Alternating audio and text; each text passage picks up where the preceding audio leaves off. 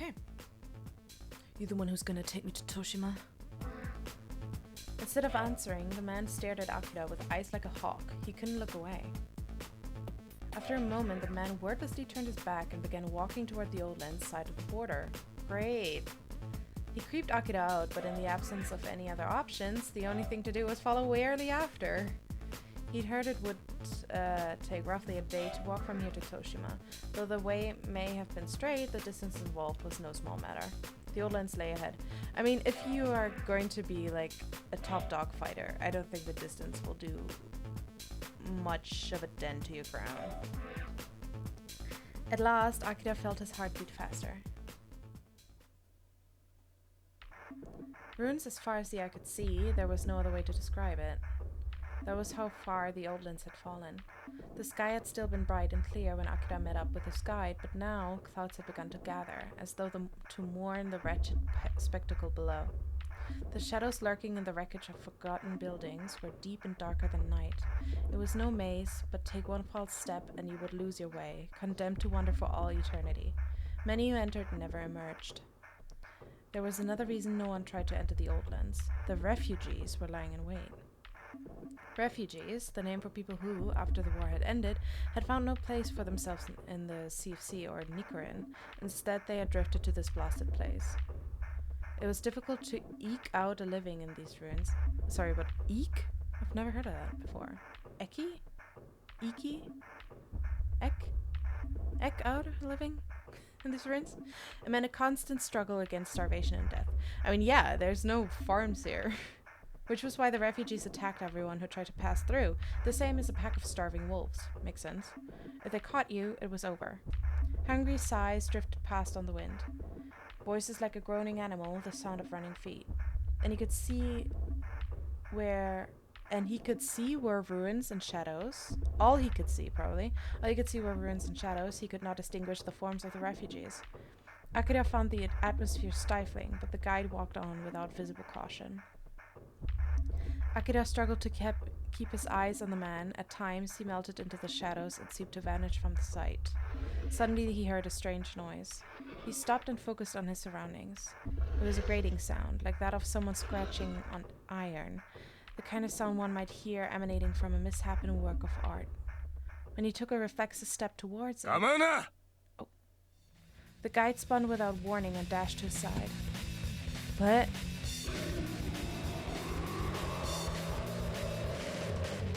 That's the sound of a man? Excuse me? It was already too late by the time he wondered what it was. Something rushed out of the shadows from which the sound had come, moving at an incredible speed. That was the sound of a monster. The guide grabbed his arm, jerking his body to the side. A sharp, heavy wind shot past his shoulder.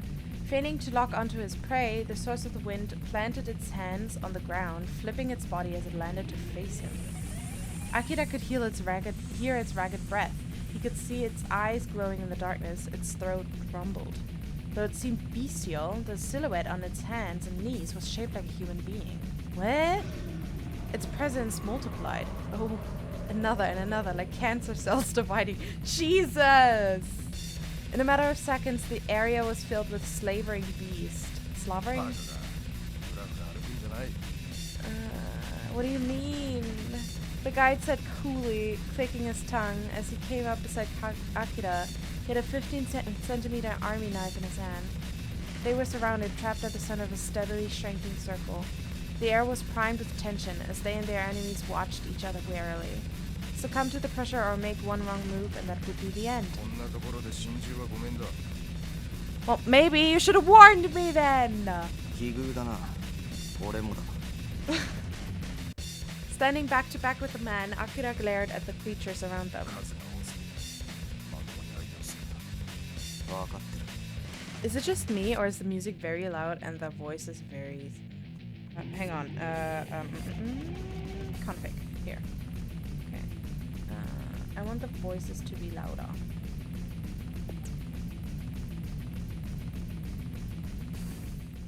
Let's put the BGM down here. SFX down here. And voices are highest. Okay. No. Okay. Alright.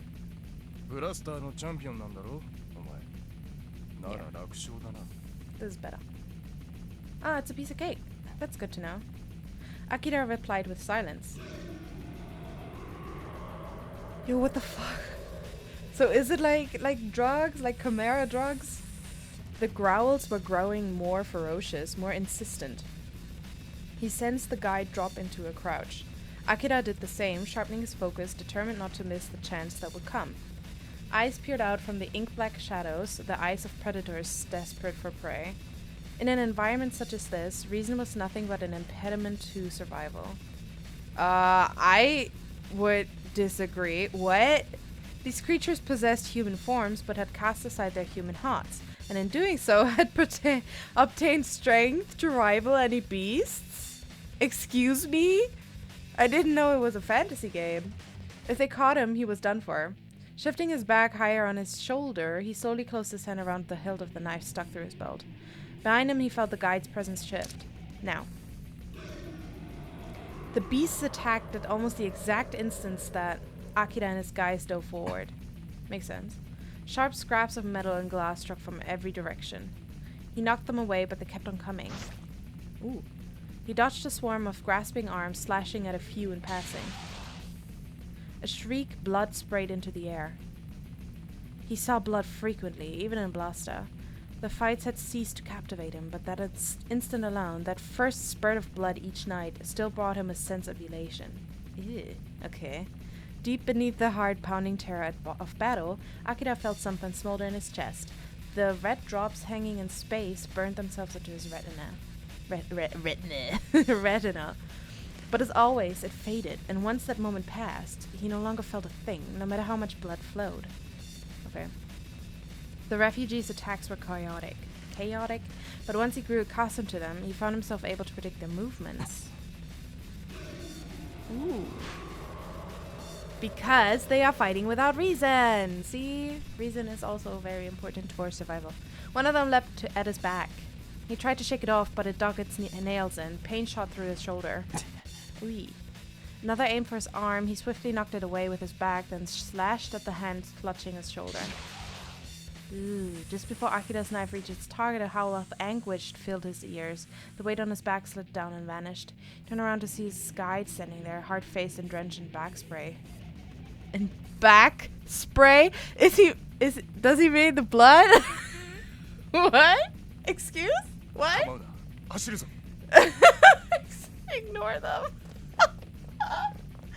What?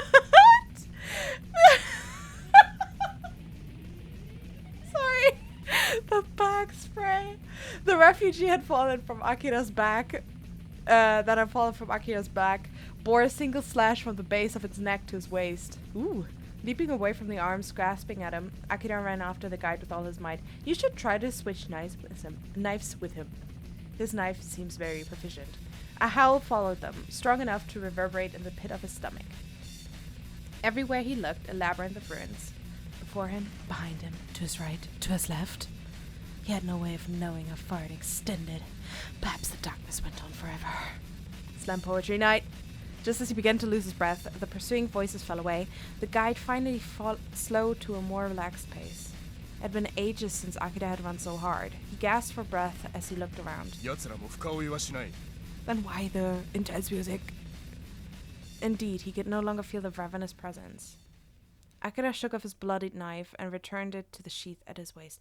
You should really clean that knife. Like, nothing will rust a knife quicker than blood. You should really clean it. He and his guide marched in silence for some time. It felt like walking through a forbidden dimension, one leading to another world. Little by little, as the sun descended, the pale cloudy sky changed to a murky gray. As far as weather went, it was not the best of omens, but Akira had a feeling that sunny skies wouldn't suit Toshima. Also, it could be worse. Along the way, Akira thought back to the encounter with the refugees. Suddenly, he spoke up, narrowing his eyes at the guide ahead. That is your question? Not like what the fuck happened to these people? That they were turned into chimera, human, animal things? Emma and Gwen had sent him, which meant he had to be on their side, but even so, Akira had been studying the men as they'd cut their way through the refugees. The man had responded with the cool indifference of an exterminator handling a swarm of ants. One could build up strength and skill, but the ability to maintain one's reason in the heat of battle came only through brutal experience. What does that mean? The oldlands and Toshima, that certainly makes sense.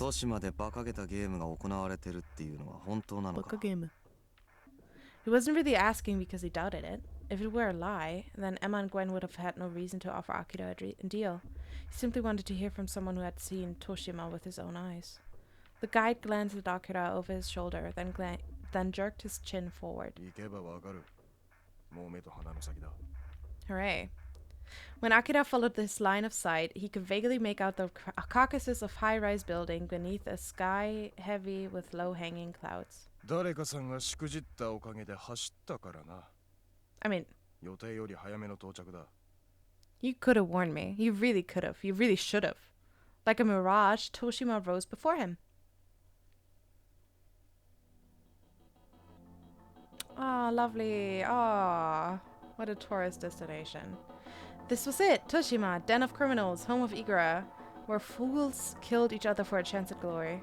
The taste of death still lingered out of reach. Perhaps Akira would find it here. A slight euphoria washed over him again, similar to when he saw blood. A rusty sign marking the district border came into sight, and the guide stopped without crossing into Toshima. Now I think about it, maybe I'm just delusional, but like I think I remember this game starting differently. Because I never played this game before, mind you, but I did look into the beginning of the game, right? And I thought that Akira was kind of like, you know, in prison and stuff. Like this whole thing still happened, right? The blaster thing and stuff. But that he was already meeting someone who was like kind of like, I feel like there was more that happened, you know, where you were like, oh, okay, so maybe it was Akira's fault. And I feel like I remember that Akira was sent to prison and then dropped off in Toshima. You know, like kind of like, oh, there's no way to escape. You're just stuck here. So either you roll with it or you die. You know, that's kind of like what I remember. Maybe I'm totally wrong about that. It's just really weird to me because I feel like I remember that, you know? I feel like I remember it being different. Whatever. Okay. A rusty sign marking the district border came into sight, and the guide stopped without crossing into Toshima. He faced Akira and spread his arms wide, then lowered his head in a theatrical bow. This was as far as he went, it seemed. I mean, he doesn't have any dog tags. He's not part of the game. Inwardly amused by the pompous gesture, Akira turned his back and started to walk off. You know, you can laugh. It'll feel so nice. Just laugh. The next instant. Yo, is his tag already gone? The guide seized Akira's arms, pinning them behind him. When he craned his neck to look over his shoulder, he found the guide grinning ear to ear. Stares seemed to grip Akira's heart with physical force. What? Akira fought to shake him off, but the man's grip was as hard as steel. One arm snaked around Akira's head, forcing it sideways. He grimaced as his neck cried out in protest. What the fuck? A low voice filled in his ears.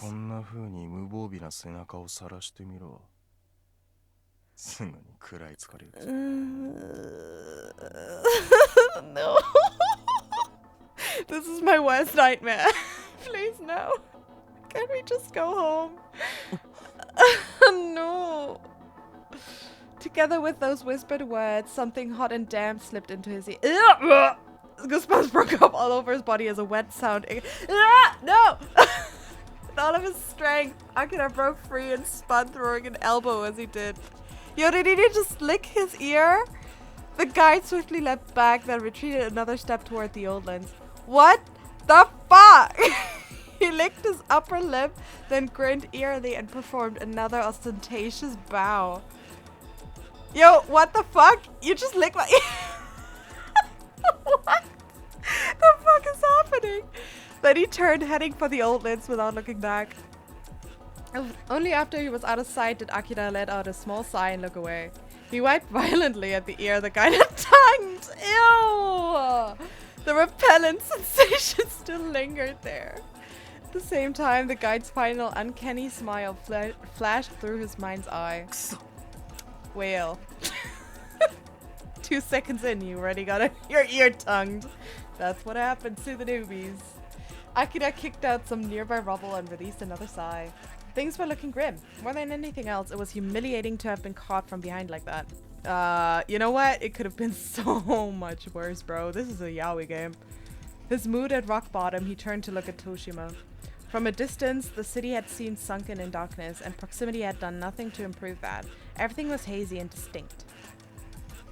The oldlands had been plenty ominous too, but Toshima had a different vibe. More venomous, imbued with the stench of vice. Or maybe he only felt that way because of what he'd heard.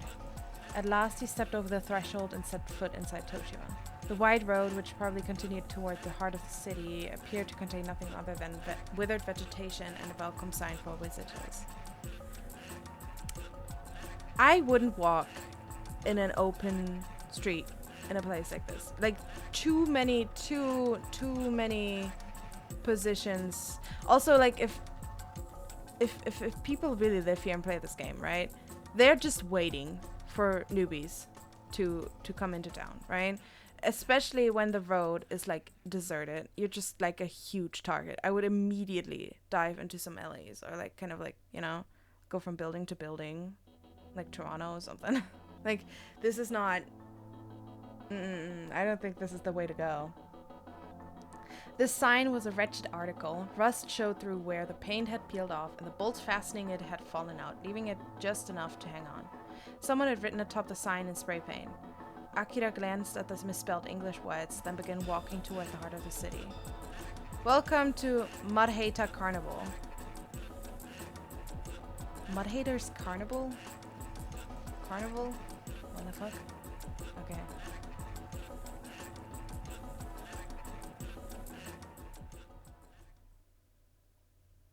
Mudhater's Carnival? What the fuck does that even mean? There near the border had been in severe decline, but here the buildings were tall and clustered like reeds. This place, once one of the world's most populated cities, had become but a mere shadow of itself in the years since it had been abandoned. Dilapidated skyscrapers towered like mammoth tombstones, and the moon peeking out from a rift in the clouds bathed everything in pale light. Instead of people, dust and rubble overflowed the streets, though from time to time manic shouts and laughter echoed across the dark, heavy sky. A foul smell hit Akira's nose. He stopped and looked down at the crumbling asphalt. It was hard to tell in the darkness, but black stains were visible sporadically throughout. Bloodstains. This smell was the reek of death. Wow, it's almost like we're in hell. A nervousness coiled in the pit of his stomach. He couldn't shake the feeling that someone was watching him. Come to think of it, he scanned the area. Nothing. What he sought was nowhere to be found. Was Igra held in its own special arena? Maybe it's not held at all. Maybe it just happens. You know. No, even if that were the case, with this many bloodstains, there had to be some. The bodies, where were they? Maybe eaten? You know, food is scarce. Akira was currently standing at the intersection of two large avenues, and there were no signs of other people around. He could sense nothing more than a lurking presence. Staying alert, as per his guide's friendly warning, Akira resumed walking. The buildings watched him pass with silent, empty eyes, like mourners in a funeral procession. Oui. Or were they sneering at him? Ugh. Just as Akira spotted another intersection ahead, he caught a glimpse of movement at the corner of his eye. He stopped and looked in that direction. A ruined store stood at the corner of the block, its large display window shattered to pieces. Inside he could see a shape moving rhythmically. Honestly, I would feel so much better if I wasn't alone, you know? Imagine going into fucking Silent Hill on your own. It would be so much nicer to have someone to bounce ideas off of, I guess. I don't know. A person, probably. But also, I'm a person who talks a lot when she's nervous. So this, you know, I don't know. I wouldn't go alone. I wouldn't go at all. Anyway, but there was no telling what kind of person might show up in a place like this. He was about to go on by, but then he realized that he could just make out the sound of feral breathing coming from the store. Ugh, is it a refugee? What's going on in there? Oh my god. Sorry. Don't take that out of context. Ew, was it a refugee? Oh my god. Yo, I meant like one of those dog people, you know. Oh god, I only make it worse. I only make it worse. What are they called? He called them refugees, you know? It's just didn't they have another name too? I don't oh fuck me. Anyway, the shadow was still rocking on its to its feet, and the breathing seemed to be growing in intensity. Curiosity prompted him to approach his window. From his place in the shadows, he glanced inside the store. Its dilapidated interior contained rows of empty shelves. Beyond them was a human shape. Unsteady grunts alternated with a noise like something scraping against the floor. The weak moans that occasionally joined the mix sounded a little too nasal to be born of pain. There were two figures. Oh, okay. Yeah, it's not something that you should, you know, look at. Akira realized one overlapping the other. Yeah, let's just go. Oof. The answer finally came to him, but before he could turn and make his retreat, he realized something else as well. Unless his eyes had completely betrayed him, both shapes were. Oh my god! Is it the gaze? He closed the remaining distance to the window. Their mad dance rose up from the dimness, which was elevated by the bare sliver of moonlight. Akira's eyes went wide. I've never seen porn before! The figures were both men. The one facing down had his hips thrust high in the air, with the second man boring into him from above. You don't make it sound very appetizing. The second man arched his back and something flashed dully in the moonlight. It looked like a dog tag. And that wasn't the only reason for Akira's shock. The breaths and moans that Akira had heard were coming from the man pumping his hips. And the one beneath him remained limped. Okay, ew. With a streak of red trickling from his ear.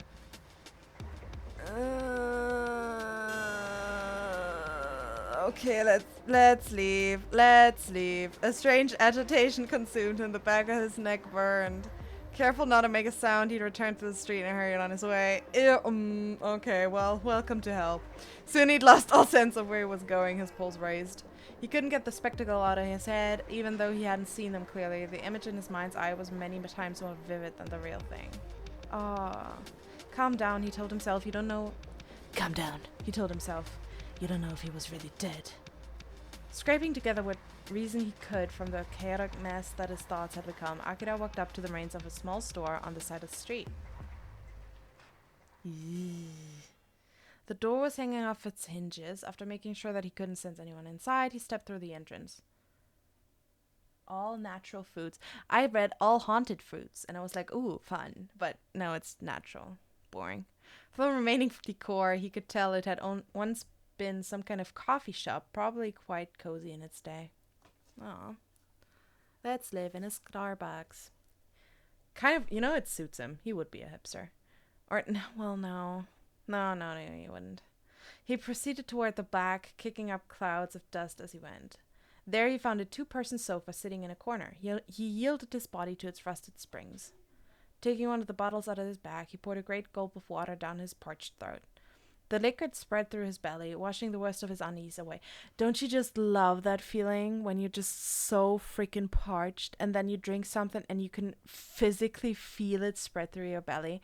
I love that feeling. I live for it. It's the fucking best.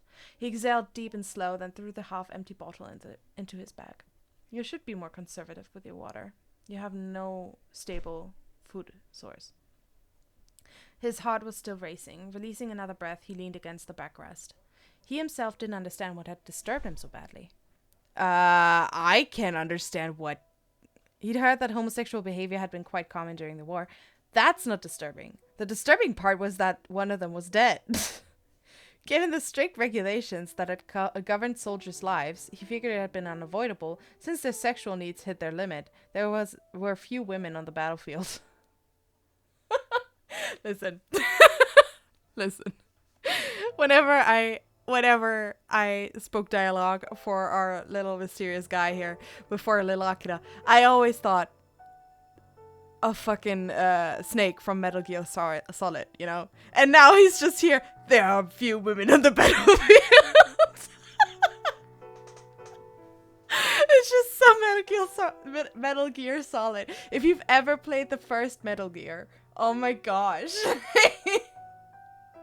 Do you think there's love on the battlefield? That's just exactly what this is. Yikes. Also, like, sexual needs hit their limit. What do you mean?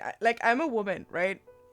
I don't know if how different sexual needs are between sexes, but like I wouldn't just, fuck anyone just because I was horny a bit. I just wait a couple days and it just subsides, It's kind of like the ovulation period, and it'll subside and it'll be fine. But like what? Okay. He had also heard that there were almost no women in Toshima. Oh, shocking. Not only was it overrun by outlaws, it even played host to a murderous game. Found by those starving wolves, a woman would have little to look forward to, but torment, used and discarded like some kind of doll. Nice! But also, like, if you're a woman, and women are scarce, I feel like most people would use that, right? You would just kind of like look for a stable family to join, to be like, oh yeah, okay, yeah, I'm a woman, like, I'm a commodity now. That is very horrible of me to say, honestly. It's just I have no scruples when it gets to surviving. I've been through too much, all right? So it's just, I don't know. But like, this is whatever, moving on. What had truly shocked Akira was the fact that the man being might not have been alive. Yeah. That's yeah. Also, how do you know? How do you know that he was raspberried? How do you know that? Like, couldn't have been consensual? Well, not if he was dead, but the act of a person who had already breathed his last or else was on the brink of death. That was what had shaken him so. That's normal. Yeah, I would probably throw up. Sometimes the number 6 was used not on expression of love, but rather as a weapon to crush your victim's heart. Yee.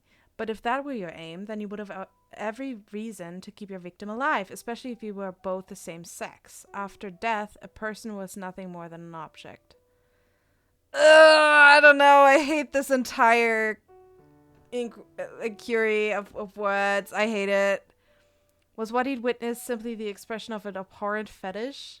Yeah, that's kind of like, my suspicion. Or was defiling a corpse meant to be the ultimate show of triumph, a statement that even in death there was no escape from degradation?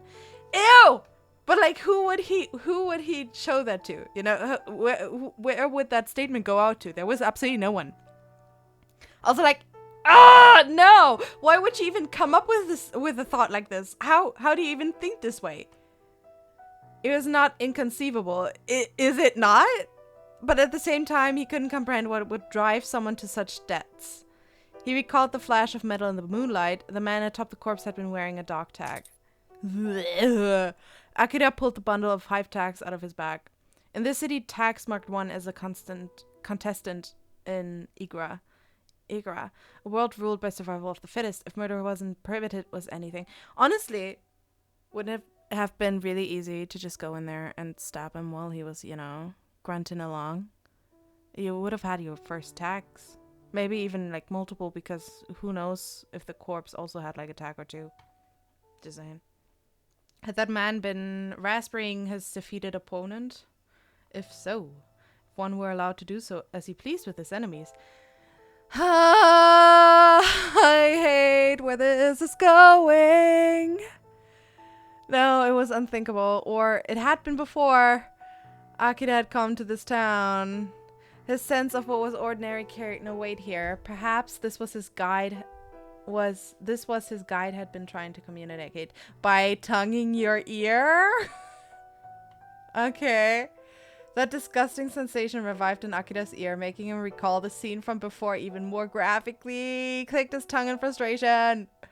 There was no time to be getting cold feet. He had come here because there was something he needed to do. Oh, no. No matter how insane this place was, he had no intention of losing to anyone. This incident had served to underline the fact that his experience in Blaster would not serve him here. These fighters were a different breed. If he lost, he might taste a fate worse than death. Nice! Isn't that just lovely? He would need all the strength and will he possessed simply to survive.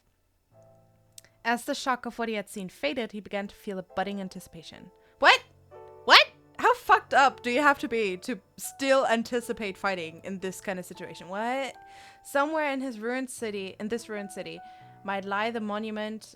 Oh god, okay, one more time. Somewhere in this ruined city might lie the moment that would set his blood afire, that would sear his brain and body and soul as nothing had before.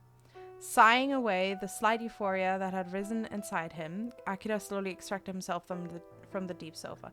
You know what? Just climb a tall building or a tall mountain, you know? Do something you're not supposed to, like, yeah, trespassing or something, like normal teenagers do that need some kind of hit of adrenaline, all right? Just not this. Why? The tip of his foot struck something as he shifted. When he reached out to touch it, he encountered a rounded plastic shape. He scooped it up and dusted it off. It was a Starbucks mug. The object was an old-fashioned flashlight. The flashlights Akira was familiar with were small enough to fit in the palm of one's hand, so this was probably from before the war. Oui. Or it was from a museum guard. They have like huge ones because it also serves as a weapon. He pushed the power switch and a circle of light illuminated the rundown shop, alerting Akira to any and all who were outside looking for blood. The battery was still working, but the light would give his presence away. Better not use it unless absolutely necessary. He quickly turned it off and chucked it next to his bag. He separated the jack of hearts from his bundle of tags, then withdrew the long chain that had been packed alongside them. He threaded it through his chosen tag and tucked the remaining 4 in his breast pocket. Oh yeah, I always walk around with my best... like, what? Like, hide it up your ass, you know? Although, in this world, maybe it's not the best way to hide anything, but who knows. Everyone Akira met would know him as an Igra fighter. The die, as they said, had been cast. He brushed his fingertips against the tag hanging from his neck. It felt cold to the touch. Hello, kitty. My cat has joined me. Just then, above the seething din that defined Toshima's night, he heard something that didn't belong. It sounded like someone walking through rubble and kicking things aside. It's a raccoon. Akira rose silently, his eyes fixed on the entrance, and reached for the knife at his waist. Someone was here. He focused his senses. Through the doorless entrance, he could see the cityscape on the far side of the road melting away into darkness. The light of the moon formed a pale veil. Suddenly, a human-shaped shadow blocked out the scenery. Is it Bunny? His whole body went tense. Or is it Chihuahua? If the person moved on, good. But if he came inside... He slowly closed his hand around the hilt of his knife. I know there's more characters other than Bunny and Chihuahua, but and Kitty. Like okay. Shiki and I don't know the blonde guy's name, so Bunny. And Keisuke. Keisuke, Akira, and third guy. I know there's more than them, but I'm just gonna think that it's either it's one of them. And I feel like Akira is too Shiki is too mysterious and tall, dark, and handsome to just appear like this, like at a Starbucks, like, "Hey, what up? I'm not a raccoon, I swear." So it's probably Bunny, right? The shadow moved, and Akira heard the crunch of tile. Another step, the same sound. The shadow had set foot inside the shop. No choice. He drew his knife and prepared to strike. It's Keisuke. Akira. Oh my god, it's Keisuke. It's fucking Chihuahua. Akira doubted his own ears. Those barely a whisper, he knew this voice well. It couldn't be. For a moment he thought he was hearing things, but no. The speaker was right in front of him and had undeniably called his name. He groped for the flashlight and switched it on. Huh? Oh my god! Mabushi. Caught in the act, Keisuke. His ears hadn't failed him. The circle of light revealed Keisuke, shielding his eyes from the blinding light. Why? Why was he here? Akira stared at Keisuke in utter disbelief. Akira. Akira daro. I guess. I go by Shadow now. Case control! Keisuke's voice jolted him back to himself. He turned off the flashlight, lobbed it aside, dashed up to Keisuke, grabbed his arm, and dragged him deeper into the store. Huh? Keisuke lost his balance and staggered, colliding with a nearby table. What? He was such an asshole. You were the one, dude.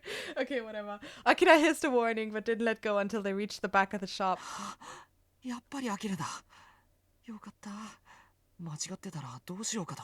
How do you know that I'm in this specific shop? Were you just like lugging behind me? Like, just what? He leaned closer to Keisuke, who had a relieved smile on his face. なんでこんなところにいるんだお前。 Stalking you. なんでって。 I'm here to stalk you, どうやっ boyfriend. てここまで来た。急措地区を抜けてきたのか。 No, I jumped. No matter where on the Sea of Sea you came from, it was impossible to reach Toshima without going through the oldlands. Akira doubted that even he could have survived that hell without guidance. Had Keisuke made it through alone? Keisuke cast his gaze downward, muttering guiltily under his breath. 仕方ないってアキラは言ってたけど、やっぱどうしても心配でさ。 He did follow us like a creep. 後をつけたのか。 You could have said something when I was fighting for my life, you know? Just saying. Akira let out an enormous sigh, exasperated to the point of speechlessness. This was insane. Was Keisuke trying to get himself killed? He looked the smaller man up and down. He was wearing his usual shabby blue overalls and had a light backpack over his shoulder. The first thing I would ask is, do you have any water? Honestly. Do you have a filtration device for rain? For a moment, all Akira could do was gape. よくそれで何もなかったな。そりゃ危ない目にはあったよ。難民だっけあいつら。 Oh my god, they're just called refugees. I don't know how to deal with that. アキラも見失うし、 The まずいと思って。 fuges. それで全速力で走って逃げた。 Good strategy, honestly. I endorse that. じゃなかったら俺はここにいないよ。 He looks like a runner. Was Keisuke really that fast? Then again, the guide had said that refugees didn't pursue their prey over long distances. If Keisuke had made it through the labyrinth to the outskirts of Toshima, they might have left him alone. Maybe it was just that lucky. But that wasn't the point. Akira folded his arms and gave Keisuke a hard stare. Go home! どうするんだよ。何が？ Perhaps sensing Akira's displeasure, Keisuke responded timidly. こんなところまでついてきてどうするつもりだ。 Dude, I just saw the worst IRL porno you could imagine. And you are kind of cute looking. You should really go home. Kind of cute looking, not a good fighter. You should go home.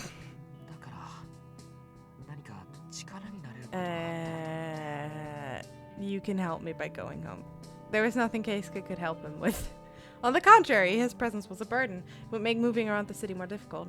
Keisuke was utterly clueless. Akira could feel his irritation growing. Yeah. I'm sorry, sweet puppy boy. It's just, you're not a good fighter. Well, it is a game, but it's not a game, so, you know. Keisuke's face contorted as if he was struggling with something. Ooh, cocky much. Akira made his tone hard and sharp, knowing that it would hurt Keisuke. It was the only way his words would reach. Okay. It had always been like this. Ever since they were children, Keisuke never thought things through. I mean, he's not a good fighter. Why is he here? He's in so much danger here. Like, everyone is in danger here. But he's endangered. Specifically! And Akira is in no place to, like, you know, keep a housewife. He would work frantically to do what he felt was right, and it would backfire every time, as we've seen before. And despite his inability to follow through, he was also curiously stubborn. Oh yeah. If Akira didn't make himself perfectly clear, he would never realize how serious this was. Akira had no intention of losing, of course, but there was no guarantee that he would make it out alive. It'd be one thing if Keisuke were handy in a fight, but that simply wasn't the case. Yeah. Sorry, babe. Keisuke's hands formed loose fists, his eyes still fixed on his feet.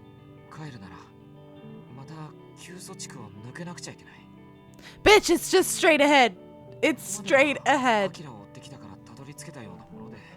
We reiterated this many times. Straight ahead. True. This time Keisuke would have to cross the oldlands alone and without losing his way. It's straight ahead! A disappointed sigh spilled from Akira's mouth. He considered sending Keisuke back anyway, telling him he'd brought this upon himself, but that would be going a tad too far, and besides, Keisuke had technically done it for his sake. But also, I feel like the risk of crossing the Badlands is much better than staying, right? Plus, he'd have trouble sleeping at night if he later came face to face with Keisuke's corpse. Ah! What'd he do? Yeah. Oh! My girl.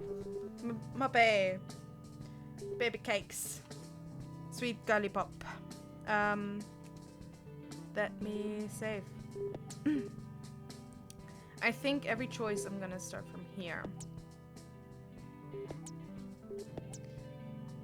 Because, like, in these kinds of games, every choice matters. But I want to do organic choices. And my first organic choice is, fucking you can't stay! So letting out a small breath, he made his quiet declaration. Girl, I can't even protect myself. I don't even have water for myself. Do you have a filtration device? Keisuke's desperate look flickered in confusion. Clearly, he hadn't given any thought as to how he could actually help. Well? Fumbling for words, Keisuke scratched his hair. That was his habit whenever he was in a bind. With what?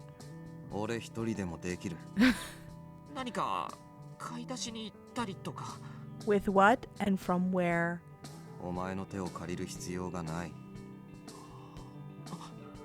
Keisuke suddenly lifted his head, eyes wide as if he'd had an epiphany.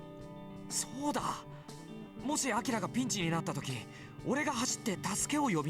from whom?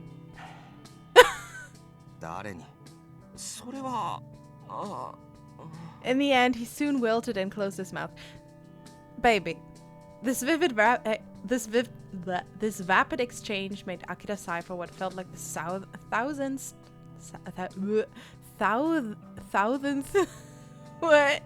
thousandth time today.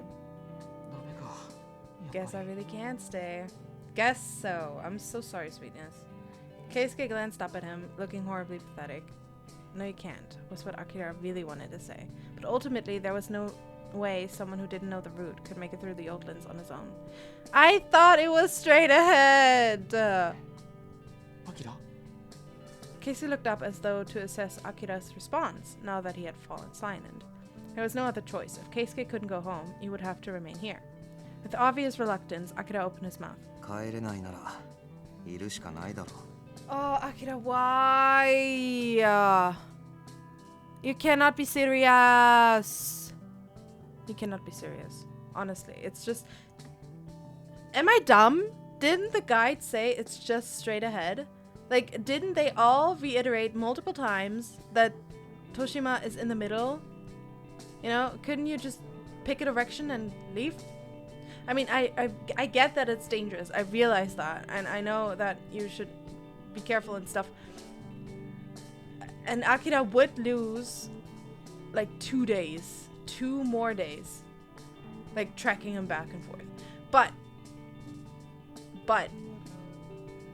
I feel like you should at least, like,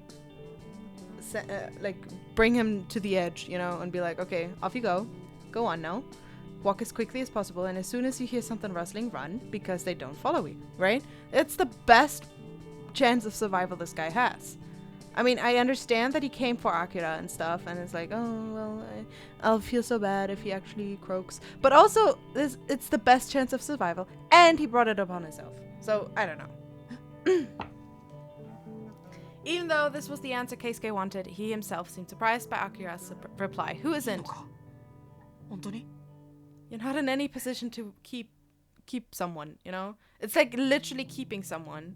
Because you have to feed him, you have to protect him, you have to offer him shelter and stuff. He can't do anything for himself. I wouldn't even let him get groceries by himself. It wasn't about whether he was okay with it. After watching Akira's cheerless face for a little while, Keisuke put on a small smile. If you had seen what I had seen.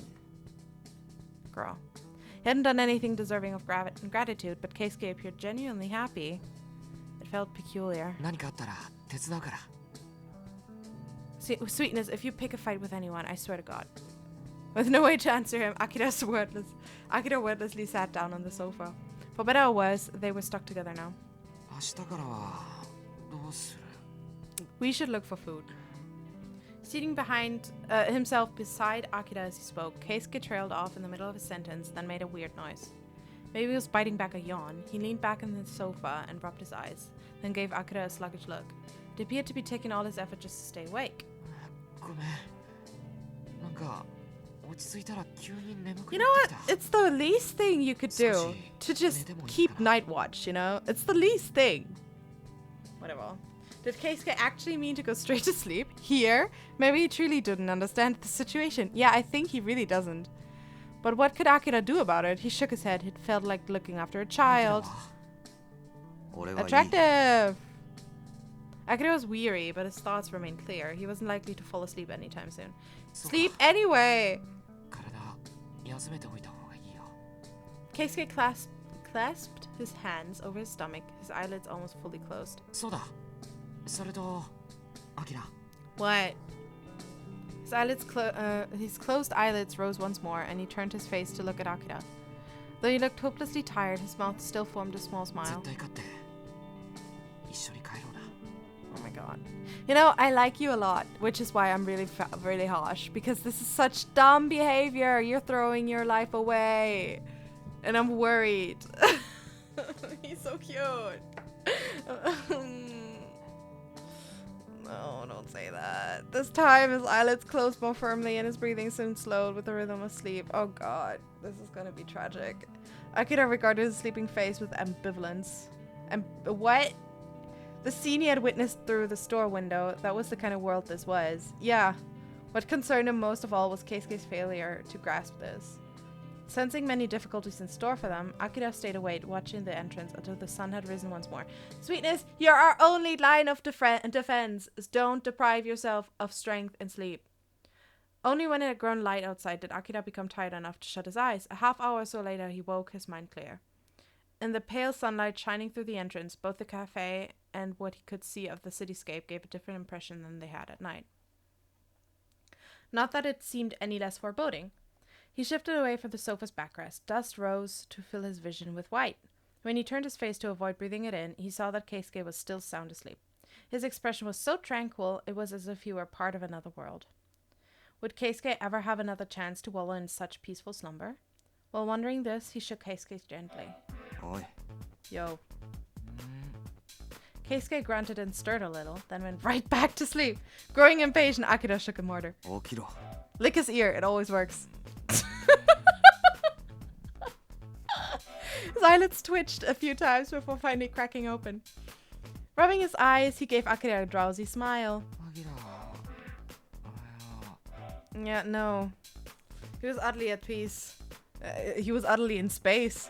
He was so at peace, in fact, that Akira found it downright obnoxious. He slapped Keisuke on the back. You awake? Ignoring Keisuke's teary-eyed glare, Akira rose with his back in his hand. Keisuke quickly got up and grabbed his bag off the floor.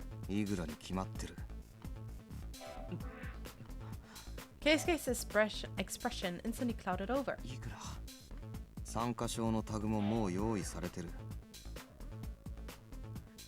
Akira brushed the tag hanging from his neck. Worry about yourself! You were still going on about that? Aggravated, Akira thrust his face close to Keisuke's, looking him right in the eye. You know,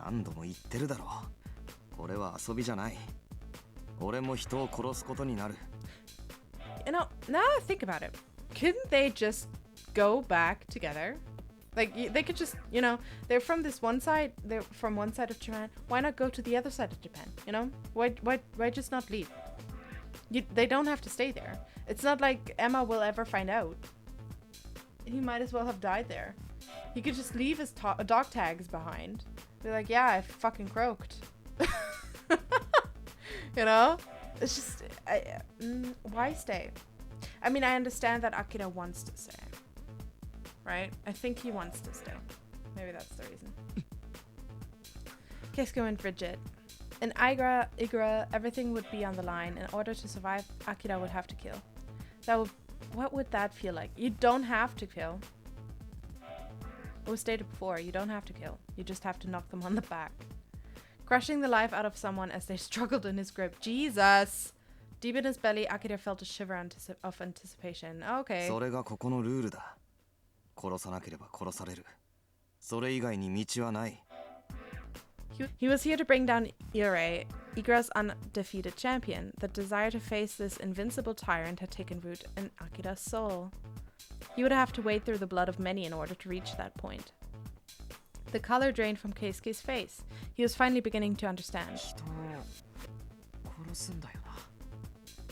You cannot be serious. じゃなきゃ勝ち残れない。 You cannot be serious. He just now realized that. With that, Akira turned toward the exit. どこ行くんだよ。 I just told you. イグラが実際にはどんな形で行われているのか、トシマの住人や他の参加者たちはどうしているのか。Give him the flashlight. お前はここで待ってろ。 It would be foolish to make a move without first acquiring some basic information. 俺も行く。No. Keisuke's desperate offer made Akira pause. ダメだ。丸腰だろ。でも一人で待ってるなんて。 Girl, I'm already your protector now. The least you can do is shut up and follow my rules and let me protect you, okay? My god.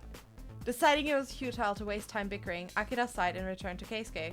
Pulled the knife from his waist and held it out, sheath and all. You cannot be serious, Akira! アキラは予備のナイフか何か持ってるのか。 It's like I said, you should have taken both knives. いや、 Oh my god, you're such a dumbass! Just give him the flashlight and go! Oh my god! Akira, if you die, you both die. If he dies, you're still alive. So like it's you need to stay alive to give both of you a chance, right? It's like having a child. Please. Oh my god. Can't believe it. He had held the knife they'd given him back in his room.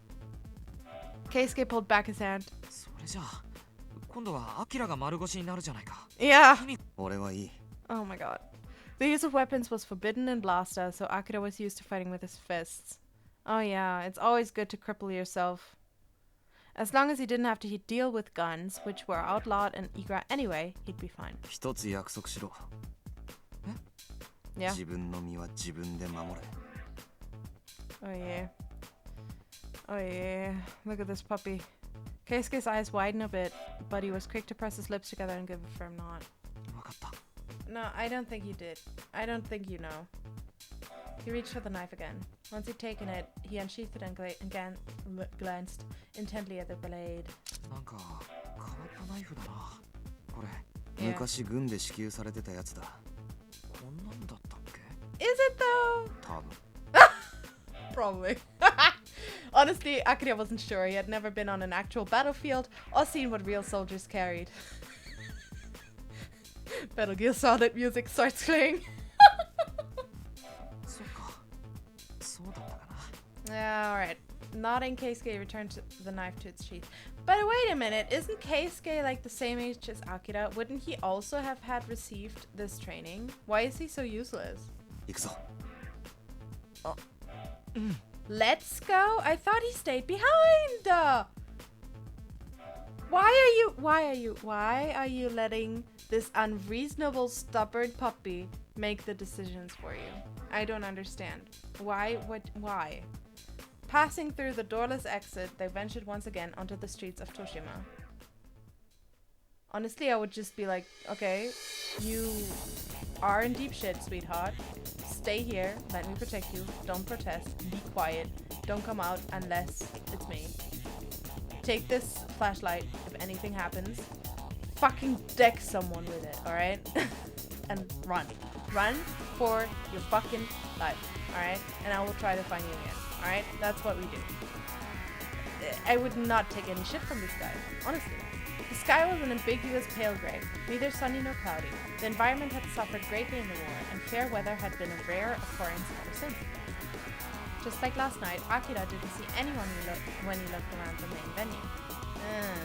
Even so, the view was better than at night, and he had no trouble distinguishing the landscape. The atmosphere was also the same as before, although the streets seemed empty, he could sense the presence of people all around. Ooh. The Latlas barely concealed, as if they were stalking him from the shadows. They probably did. The sun might have risen, but he was in no mood to saunter around in the open. Lifeless! Oh, another thing that's about to be lifeless. Keisuke murmured, starting towards the center of the road. Akira quickly grabbed him by the arm and dragged him back to the shadow of the coffee shop. Don't wander off! Oh my god!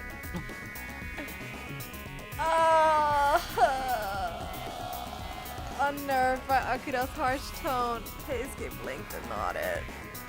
A choking tension filled the air. As they started walking, Akira strove to keep to the shadows by the roadside.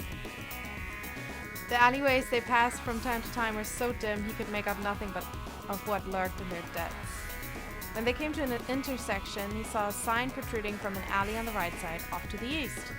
Utterly faded, yet retaining vestiges of gaudy coloring, it was the kind of sign one might expect to see in red light districts. Just as he looked away, he thought he heard a shrill voice. He glanced back at the alleyway. Don't go towards a red light district emitting a shrill voice if you don't want to see porn. Life advice with LilliCup. Oh no, Keisuke, no. Keisuke was studying the sign intently, having also noticed the sound. Keisuke doesn't even know what porn is. Like, Akira has never seen porn, but he knows what it is. Keisuke just doesn't know. Akira had barely heard it, so he couldn't be sure, but the sound had felt out of place in this knife-sharp atmosphere. It nagged at him. He approached the sign. Akira! As Keisuke ran after him, he pressed his back to the wall and took a brief look down the alley. The alley was wider than he thought, with shops lined up in tight rows on both sides. As expected, they were mostly bars and brothels. All were in disrepair, of course. With so many of their decorative lights broken, he doubted it would be very bright, even if they were all switched on.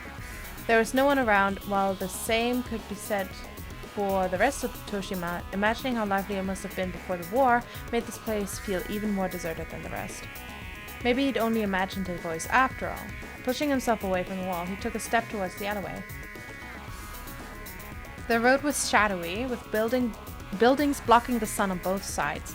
The aura of this place was such that Akira would not have been surprised to find a spirit or two standing amid the skeletal remains of these once crowded stores.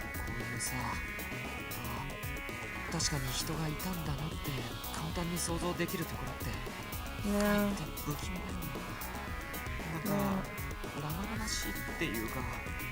He knew what Keisuke was trying to say. Fear was something that grew stronger the more real its source seemed. But to Akira, very little felt real, or at least real enough to frighten him. He could process the phenomenon and understand it intellectually, but that was different. As he reached the middle of the road, Akira stopped dead in his tracks. Akira? Somebody was here. Their presence was well hidden, but he could feel it. Where was it coming from? A faint sound. Behind them! But before he could turn... Is it Bunny? A high voice echoed down the alley. The sound of nimble footsteps followed shortly after. Nanda? Oh, I know a choice when I see one. I didn't expect there to be so many choices. Turn, obviously. The sheer momentum forced him to turn. Yo, it's Bunny! A petite girl. It's a girl? Appeared in front of them. She had golden hair, a delicate stature, and slim arms and legs. I thought she was a love interest. Is this game like Bye? What? A delicate stature and slim arms and legs. Her large blue eyes were especially striking. The girl's lips curved widely in response to Keisuke's baffled murmur. Okay. So he is a love interest. It's a he. Okay. ついて Oh my gosh. Keisuke has left his home for the first time in his life. The crudeness of the answer left Keisuke speechless. Indeed, upon further scrutiny, the stranger's bony fingers and knees were indicative of a male physique. Come on, are you kidding me? Fingers and knees? Bitch, we all know what you were looking at. Nevertheless, it was hard not to mistake him for a girl. The smoothness of his skin all but invited one's touch. Ew. Ew! Is that how you see women? What the fuck? 兄さんたちさ、ここ俺の縄張りなんだけど、勝手に入ってこられちゃ困るんだよね。縄張り？そうそう。人の島に無断で踏み込んだやつは通行料払ってもらってるんだよね。Okay, sweetheart, we have to do something over there. Keisuke turned back to Akira, his expression bewildered. というかさ、知らないの？もしかして来たばっかとか。The boy who had been standing with his hands on his hips, brow furrowed, suddenly blinked in surprise. Oh god! Oh no! He's gonna fucking extort us. Oy, the hottie, huh? The boy put on a challenging smile as he pointed to the tag on Akira's chest. A tag swung across the boy's own chest as well. Another fighter. In other words, an enemy? Perhaps sensing Akira's sudden weariness, the boy flapped a hand at him. そんな顔しなくても、今んとこは別に戦う気ないから安心してよ。